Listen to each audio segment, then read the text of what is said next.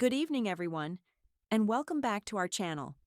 Tonight, we're diving into a thought-provoking story about how a routine police patrol took an unexpected turn, revealing powerful lessons about judgment and accountability. Imagine this.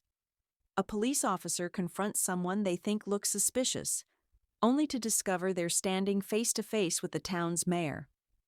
What happens next will leave you questioning assumptions and fairness.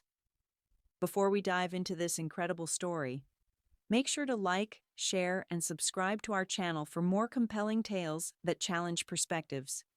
Let's get started. Meet Officer Rick Slater, a seasoned member of the local police force. Rick has been patrolling these streets for years, but his experience comes with a tendency to judge too quickly. It's a chilly Friday night, and the quiet residential area of Aspen Street is still, with only the hum of Rick's patrol car breaking the silence.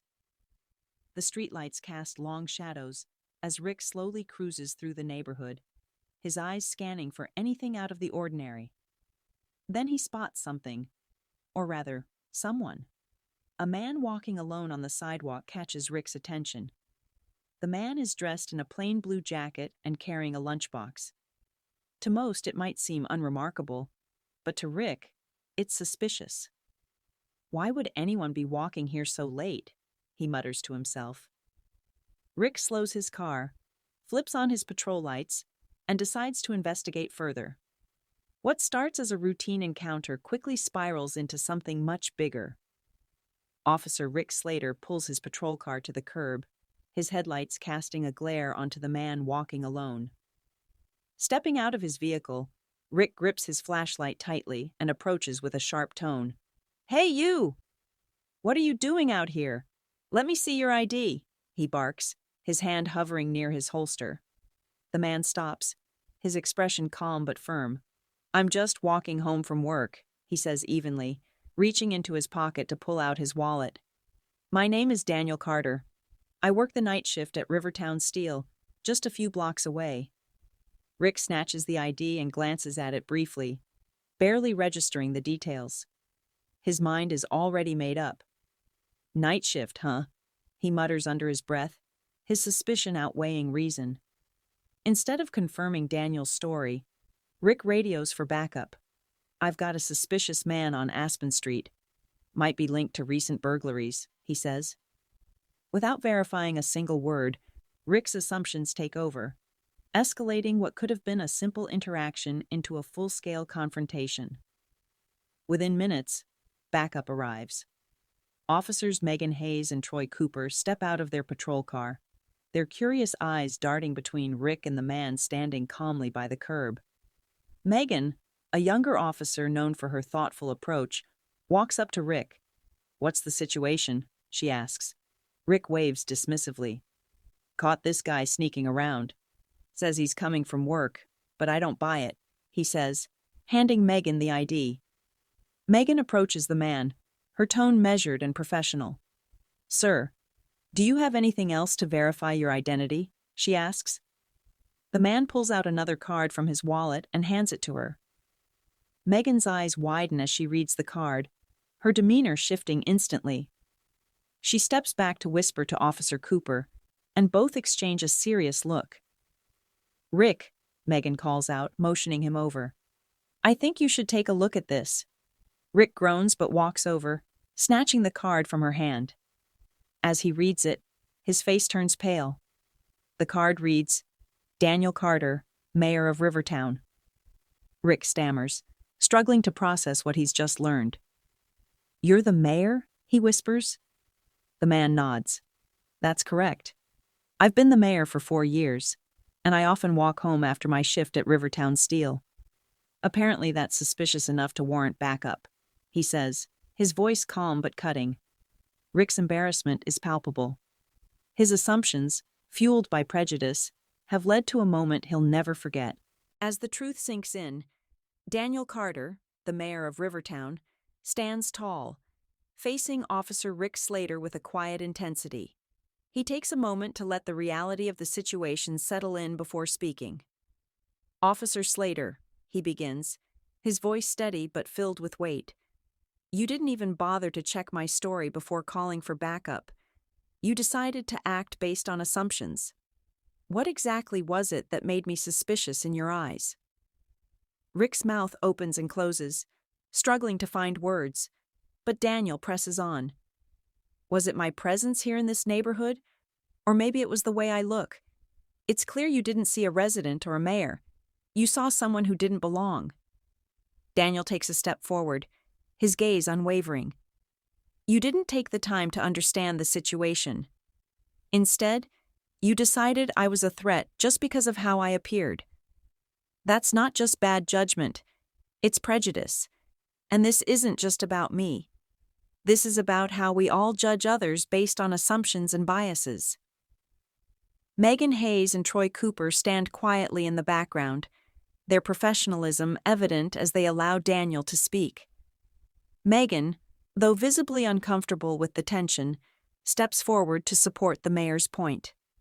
"We understand, Mayor Carter, and I assure you, Officer Slater will be held accountable for his actions," she says, her voice firm but empathetic.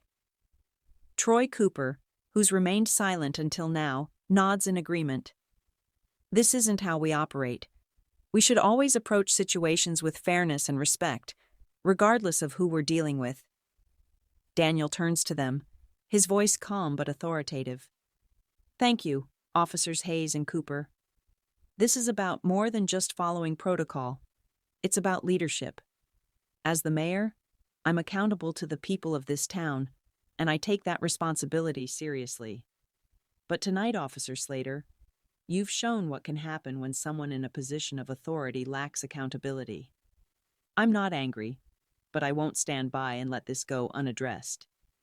He pauses, letting the weight of his words hang in the air.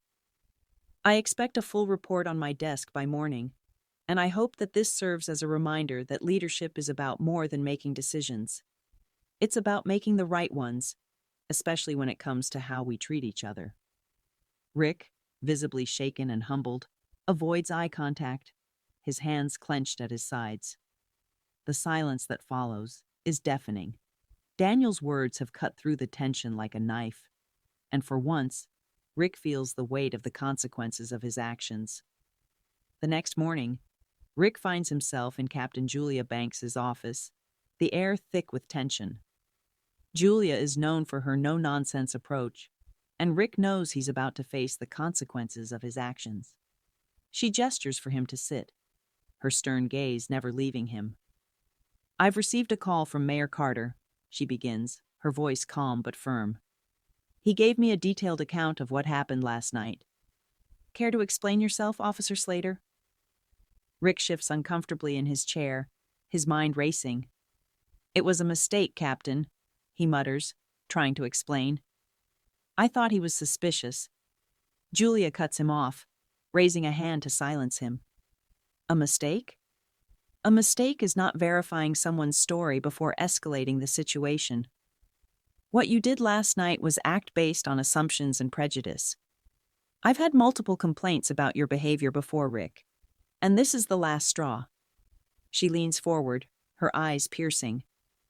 "I'm suspending you for 2 weeks without pay. During that time, you'll attend mandatory sensitivity training. When you return, you'll be on probation. One more incident like this, and you're out." Rick swallows hard, his stomach sinking. Julia's words are a blow to his pride, but he knows he deserves it. "Do I make myself clear?" Julia continues, her voice unwavering. "Yes, Captain," Rick replies quietly, barely able to meet her gaze. "Good," she says, her tone softening just slightly. "You have a choice to make, Rick. Either you learn from this, or you let it destroy your career. The choice is yours." As Rick leaves her office, the weight of the situation presses down on him. He knows he's at a crossroads, and the path forward will require him to confront his own biases and the consequences of his actions. As we reflect on this story, it becomes clear that the true danger lies not in the actions themselves, but in the assumptions we make about others. Officer Rick Slater's snap judgment based on prejudice led to a chain of events that could have been avoided with a little more thought and fairness. This situation serves as a powerful reminder that in positions of authority, we must constantly question our own biases and strive for fairness in every decision we make. Accountability is key. Whether you're a police officer, a leader, or any individual with power, it's crucial to take responsibility for your actions. When we fail to do this, we risk not only harming others, but also undermining the trust placed in us by the community. Self-reflection is equally important. We all make mistakes, but it's how we learn from them that defines our character. Rick's journey is one of realizing the impact of his actions and understanding that personal growth and fairness must come first, especially in positions where others rely on us for protection and justice. In the end, this story teaches us that judgment without understanding can hurt, but fairness, accountability, and the willingness to reflect and grow can make all the difference. Now, I want to hear from you. What would you have done if you were in Officer Rick's shoes? Would you have acted the same way? Or would you have taken a different approach? It's easy to judge from the outside, but this story challenges us all to reflect on our own actions and assumptions. I encourage you to share your thoughts in the comments below. Let's start a conversation about fairness, judgment, and how we can all strive to make better decisions in our everyday lives. If you found this story impactful, don't forget to like, share, and subscribe for more stories that make you think. We've got plenty more on the way, so stay tuned for our next video. Thank you so much for watching today's video. Your support means the world to us, and we hope you found this story as impactful as we did. As we wrap up, let's remember the important lessons we learned today about judgment, accountability, and fairness. Let's all strive to be fair and open-minded in our daily lives. Whether it's in our interactions with others or the decisions we make, a little more understanding and self-reflection can go a long way in creating a better world for everyone. Thanks again for being a part of this journey, and we'll see you in the next video. Take care, and remember, fairness starts with us.